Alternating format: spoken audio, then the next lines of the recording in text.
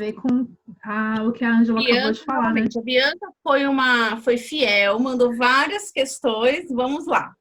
Quais os malefícios a longo prazo de doces e sal na introdução alimentar? Então, gente, vamos lá. Nós, brasileiros, a gente consome 3 vezes mais sódio do que o recomendado pelo Ministério da Saúde. E isso já está inserido na nossa cultura, né? Fora, e o sódio, ele não está somente no sal. Ele está presente também em muitas coisas doces, por exemplo, que a Ângela já falou nas perguntas anteriores, né? No tal alimento tem sódio, tal alimento tem sódio. Então, a recomendação do guia, mais uma vez, é de que a gente coloque o mínimo de sal possível na alimentação da criança. Porém, tem outros órgãos que indicam que nós devemos oferecer o sal para as crianças apenas após 1 ano. Então, até 1 ano, fazer a produção das refeições para crianças sem sal, e depois de 1 ano, a gente pode introduzir moderadamente. Só que, para algumas famílias, isso fica difícil, né? A gente sabe que tem muitas mães que trabalham fora, não tem aquele tempo para produzir a refeição da criança e a refeição da família. Então, a gente fala que é importante que a criança coma a refeição da família, e isso vai ajudar no quê? Porque se a gente saber que a gente vai ter que dar para a criança uma refeição com sal, pouco sal, moderadamente, isso vai contribuir para a saúde da minha família consequentemente, certo? Porque eu vou oferecer para o meu filho a refeição da família, modificada, lógico, respeitando a evolução da criança, e com pouco sal. Consequentemente, eu, meu esposo e quem mora comigo vai comer com pouco sal também. O sal, ao longo da vida, o excesso dele, né, pode desencadear diversas doenças, sal barra sódio, né? Como, por exemplo, a tão famosa hipertensão arterial, né? Que desencadeia em outras coisas, problemas cardiovasculares e etc. E o doce também. O doce, nós, mundo, pessoas, já nascemos com o nosso paladar mais pro doce. A gente já nasce gostando, gente, vocês não têm ideia. A gente já nasce preferindo doce. Então, quando na introdução alimentar a gente já oferece açúcar para a criança, ela vai querer o resto da vida comer com açúcar. Ela não vai saber, por exemplo, se eu ofereço vou falar do Thomas de novo. Thomas ama abacate, sem açúcar. Toda vez que eu dava abacate para ele, o pessoal falava, mas não vai pôr um açuquinha aí, não? Eu falava, não, porque senão a gente só sente o gosto do açúcar, ele não vai saber qual que é o gosto realmente do abacate. Porque a gente coloca até ficar bem docinho, né? E a gente nem sabe qual é o gosto que a fruta realmente tem. E o açúcar em excesso, ele também pode desencadear diabetes, entre outras coisas, além de, claro, aumentar o peso da criança de uma forma não saudável, né? Então, por conta disso, nós temos que ser muito cuidadosos em relação ao consumo de sal e a quantidade de sal na introdução alimentar. E a recomendação é de que não seja oferecido açúcar para a criança até os 2 anos de idade. Isso é um pouco difícil se ela vai comer a comida da família, só que a gente tem que tentar fazer um esforcinho, né? Porque não é tudo que a gente come que vai açúcar. E a criança não precisa, por exemplo, comer um biscoito recheado ou um biscoito sem ser recheado, como de maisena. Eu posso optar em fazer para bolo sem açúcar, porque se ele não sabe qual é o gosto do açúcar, ele não vai achar estranho se eu fizer um bolo sem açúcar, concorda? Ele não tem aquela expectativa que a gente tem de comer um bolo de banana e ele tá bem doce, certo? Ele não tem essa expectativa que a gente tem. Às vezes a gente coloca as nossas expectativas em cima dos nossos filhos e acha que eles vão querer colocar um pouco de açúcar no abacate, mas não. Ele vai gostar do abacate sem açúcar, porque ele não sabe como que é o com açúcar. Me sentindo uma péssima mãe. Não se sinta. Não que eu ofereça muito açúcar, não é isso. Eu tenho consciência na questão do sal, do açúcar, mas assim, em alguns momentos você acaba oferecendo o abacate mesmo. Eu não consigo comer abacate sem açúcar, então na hora que eu vou comer, normalmente ela vai comer junto comigo. Então eu acabo colocando um pouco de açúcar. Eu coloco menos do que eu colocaria só para mim? Coloco, mas eu coloco o açúcar e não precisa, né? Então é mais nesse... Aí você pode tentar, no caso, prato meio a meio, parte da Anne sem açúcar, parte da Dri com açúcar. Só que a Dri também pode tentar se reeducar. Sim. E colocar menos açúcar no lado dela para ir mais pro lado da Anne, né? Ou não colocar açúcar nenhum e melhorar meu paladar para, por exemplo, o abacate com açúcar. Mas pode ser que você estranhe nesse primeiro momento um abacate completamente sem açúcar, né?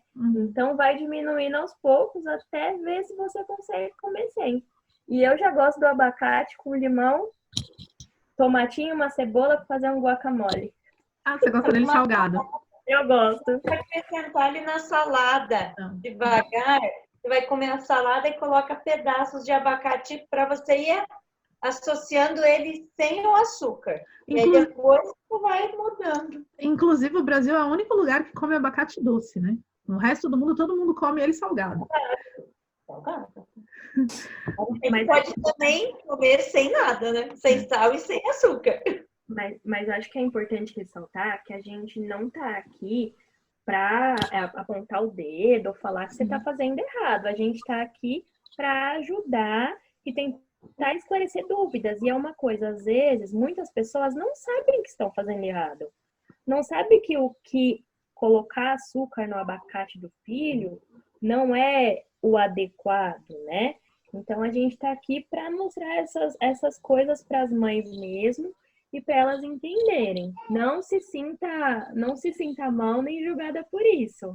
Não, sim, sim, é uma questão de aprendizagem e é aquela questão também de que às vezes a gente realiza coisas por não saber. Todas as mães, elas querem oferecer o melhor para o filho delas. Elas querem fazer o melhor. E muitas vezes o melhor não é tão bom assim quanto ela imagina que seja. Então, quando a gente abre para conversar sobre isso e falar que, é muito legal você oferecer a mesma comida que você oferece, que você come para o seu filho. É muito legal vocês sentarem na mesa para comer junto. Mas aí, você está oferecendo para o seu filho que é menor de 1 ano. Então, vamos diminuir a quantidade de sal na sua comida? Olha, vai ser bom para você, vai ser bom para o seu filho, né? Então, assim, são coisas que, às vezes, as mães não sabem. Então, eu acho que quando a gente traz essa informação é muito, muito válido, muito prazeroso e acaba melhorando a qualidade de vida das crianças e, consequentemente, dos adultos, que são os cuidadores principais delas, né? Substitui, né, outros temperos, né? Porque quando você utiliza outros temperos, também não tem tanta necessidade do sal, não é isso, meninas? Certo. A gente pode agregar sabor na alimentação sem necessariamente precisar de colocar tanto sal, né? Porque as pessoas acham que o sal ele realça o sabor do alimento, né? Só que a gente exagera muito nele. E para deixar a alimentação da criança mais saborosa, a gente pode utilizar outros temperos, né? Temperos naturais de preferência, né? Não oferecer para eles os temperos prontos, aqueles de tablete, de pozinho, porque eles são completamente ricos em sódio, além de ter 1 milhão de outros aditivos. Então, salsinha, cebolinha, alecrim, e respeitando também a criança, né? Porque tem alguns temperos que eles são um pouco mais fortes e que a criança pode ser que estranhe um pouquinho, como, por exemplo, coentro, né? O próprio alecrim que eu falei. Então, a gente tem que tomar cuidado com isso também. Só que cria, inventa, vai testando e vê o que dá certo. Bom, a Anne já acostumou com o sabor do coentro, porque, enfim.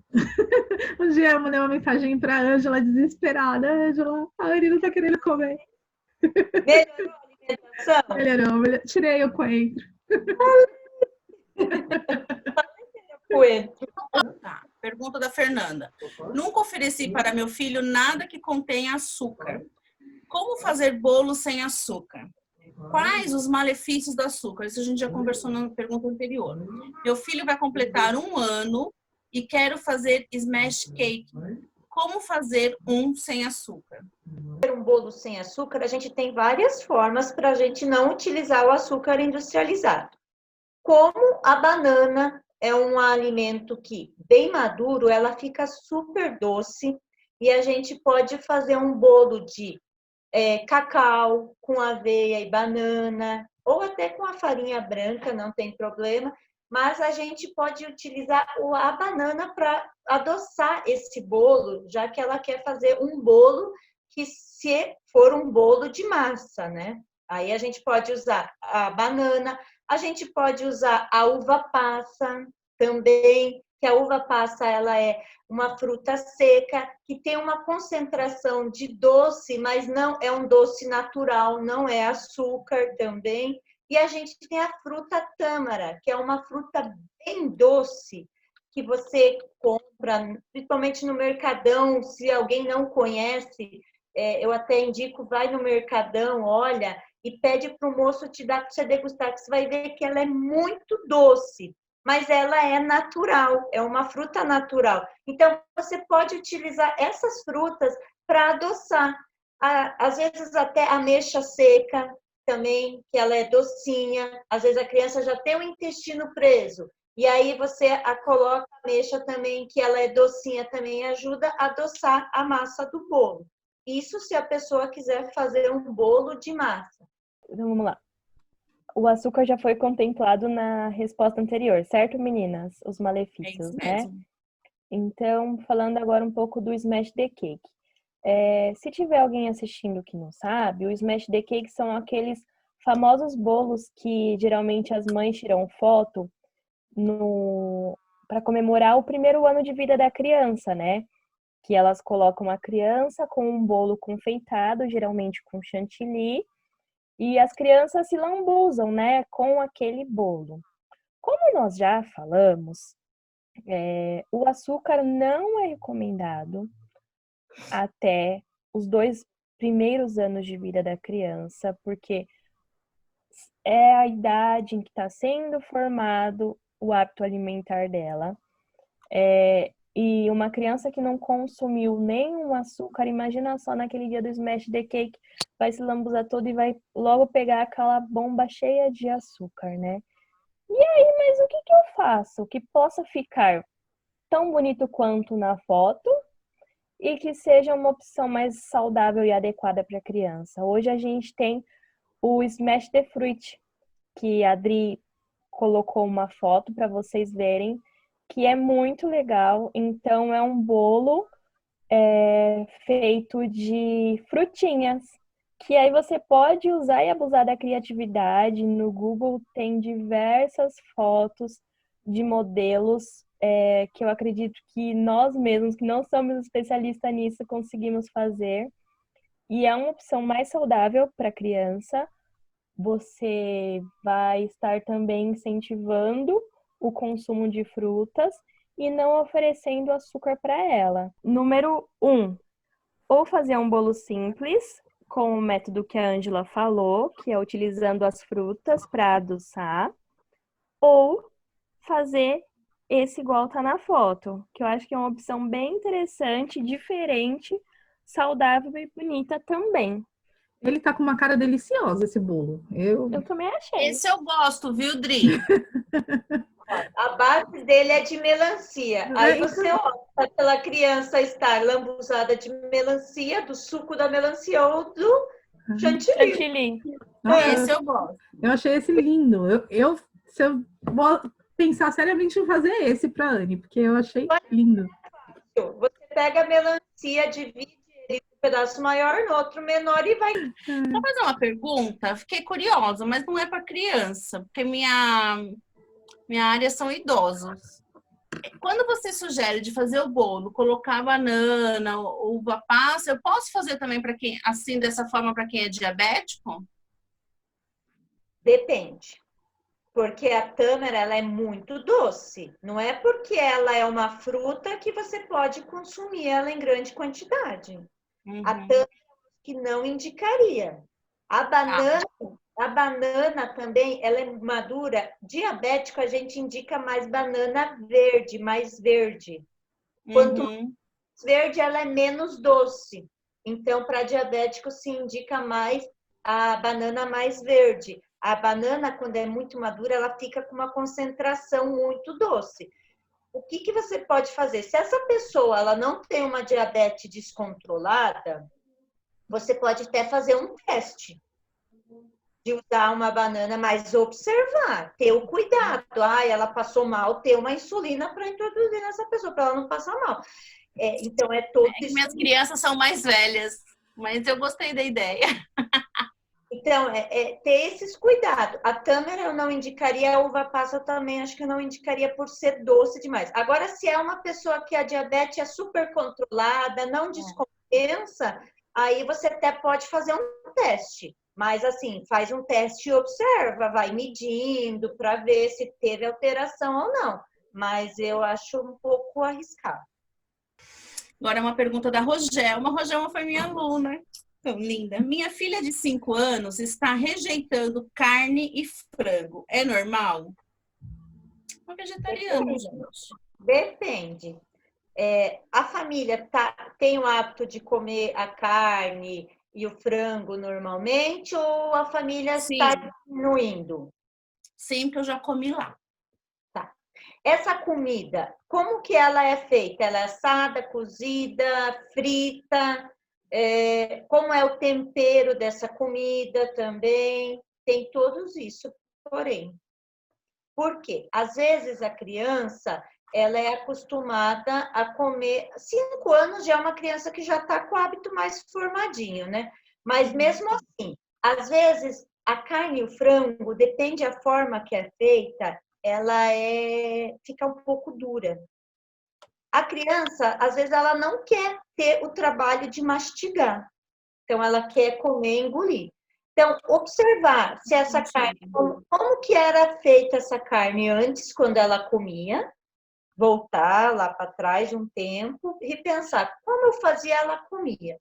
E observar por que ela parou de comer. Eu estou acrescentando alguns temperos diferentes, eu mudei o preparo desse alimento, eu mudei o corte, eu mudei o tipo de carne, que às vezes o tipo de carne também é mais fibroso, gruda no dente, a criança já se sente incomodada, ela não vai querer mais comer por causa disso.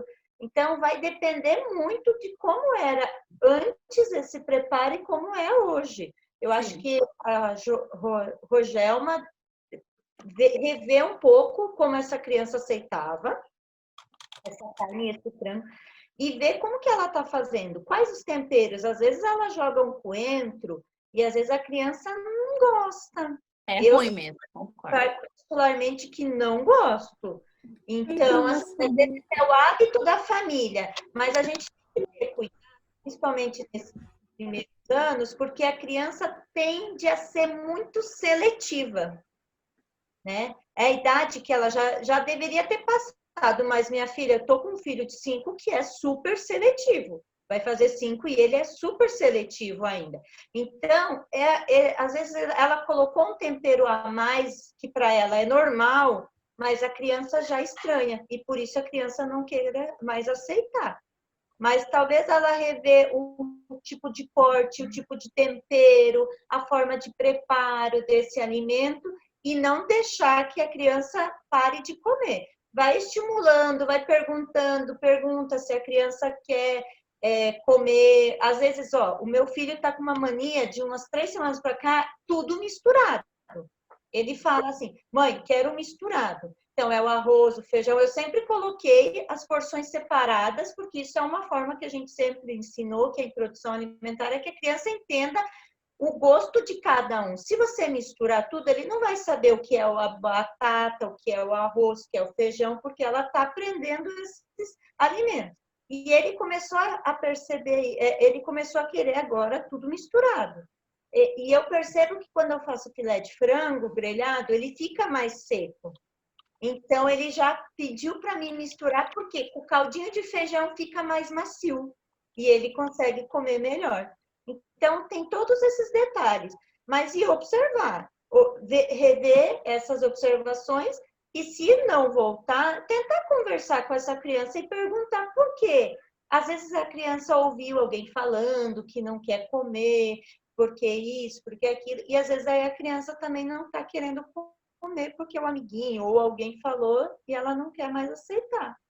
Mas se ela está comendo o ovo ou o peixe, isso já é importante. O feijão, que tem bastante ferro, proteína, é importante que ela sempre tenha alguma coisa para substituir esses alimentos, mas não é para desistir de oferecer.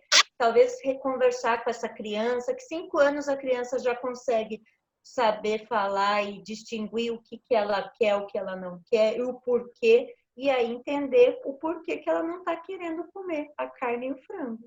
E se persistir, procurar um nutricionista para acompanhar, o pediatra para ajudar nesse momento, né? Às vezes até a digestão por ser, tipo a carne, ela é uma carne, a carne é um alimento que ela tem mais digestão.